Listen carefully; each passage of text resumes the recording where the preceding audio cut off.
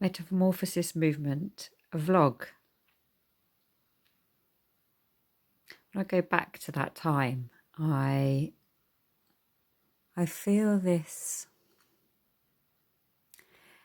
multi-layered response of what we were tapping into.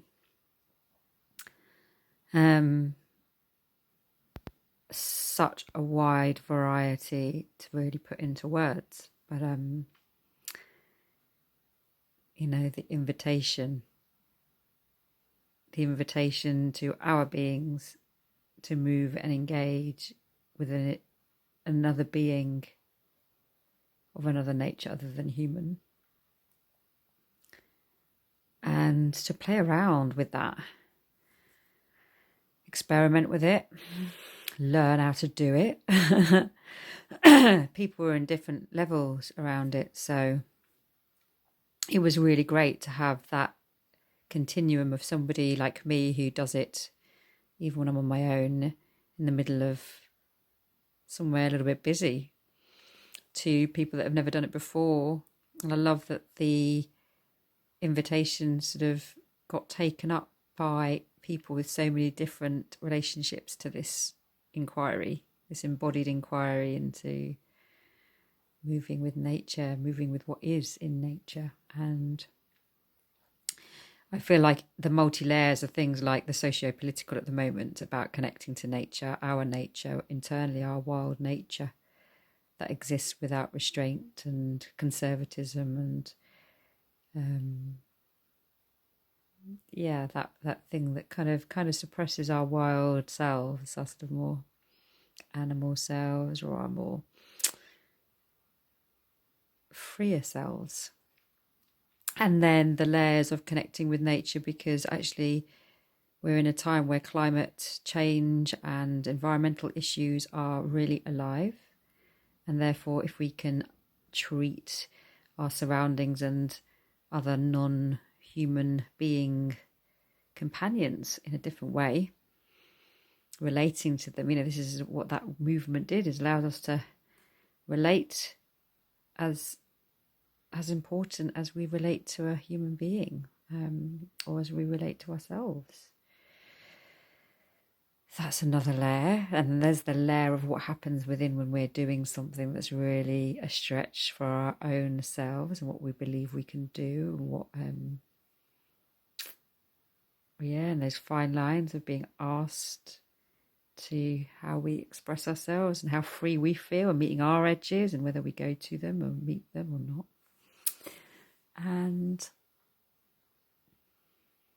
and the bringing of art into this, and the bringing of like participant observer into this, and bringing in spirituality into this, and interconnectedness and oneness, and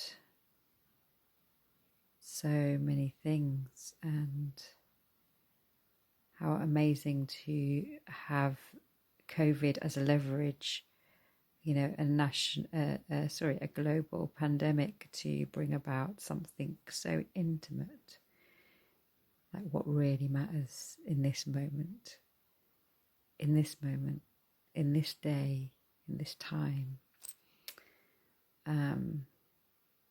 What's important here. And the other layer that it feeds into is like the opposite of sort of rushing around in a world where society gets us working really quickly and busyness,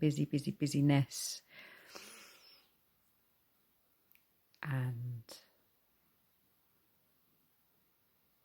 stopping and slowing down and elongating time and space to really get inside the sort of subtleties and the little bits in between, the moments that we really notice. It's like presence in movement, embodied presence, and the interrelational. It's really powerful, and it's what neuroscientists are looking at as well. It's another layer. Kinesthetic empathy, kinesthetic intersubjectivity. Where do I end and you begin? Where do you end and where do I begin? What's this space in between? And why can we feel it? Or can we?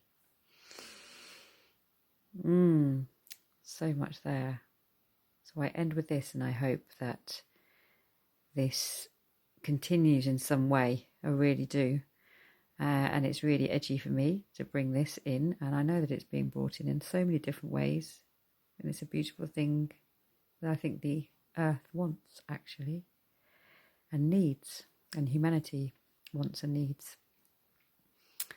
So let's see how it progresses. But as a comma, it's been great. Let's hope it's not a full stop.